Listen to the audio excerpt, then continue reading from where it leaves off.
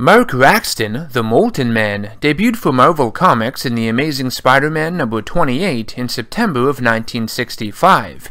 He was a scientist who worked for Oscorp under the guidance of Dr. Spencer Smythe, the creator of the Spider Slayers, and alongside Smythe, created a liquid alloy from a radioactive meteor to help aid the robots in their fight against the Wallcrawler.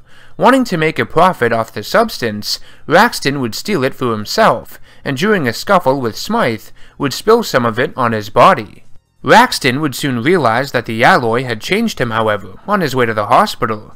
The chemical turned his internal and external tissues into a solid metallic substance which gives him superhuman levels of strength and durability.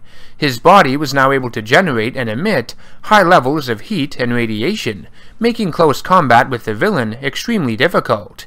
Due to his slick skin, Spider-Man's webbing slides right off him, and the heat Molten Man generates can be used as projectiles.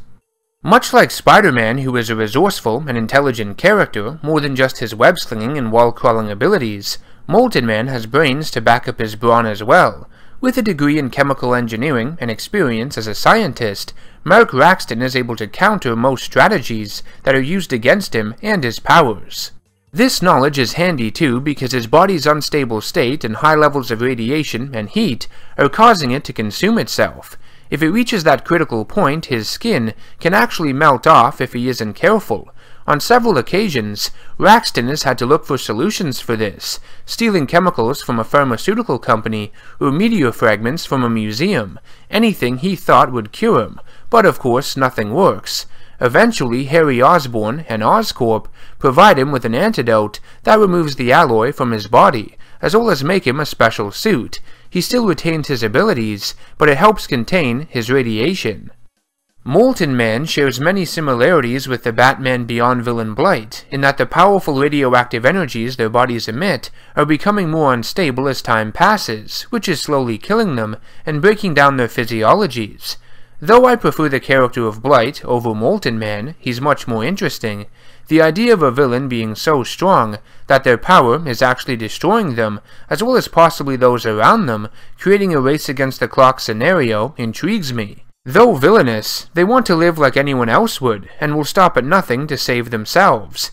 It's like someone you dislike getting a terminal illness or something. I know, I'd rather not think about it either, and wouldn't wish it upon anyone. But regardless, in that situation, you might not like that individual's morals or what they represent, but at the same time you're human, and you can feel empathy for that person, and feel bad for what they're going through.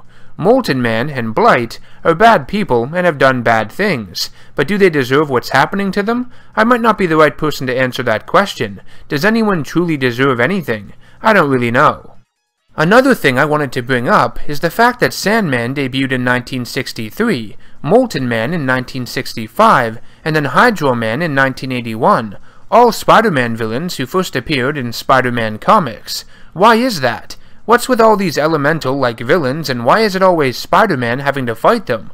Well, I think it's quite obvious. Characters like this allow Spider-Man's scientific mind, problem-solving skills, and resourcefulness to be tested. He's always having to find new ways to counter these villains' abilities, and it gives the writer a chance to shed light on this aspect of the character in the easiest way possible.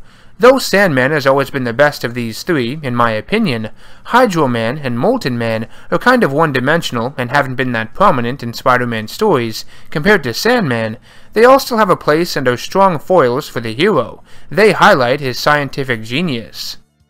This has been NerdGasm. Let me know in the comments section down below what you think of Molten Man as a character, and make sure to subscribe to the channel to be notified of all future content. As always, take care of yourselves, and I will see you in the next one.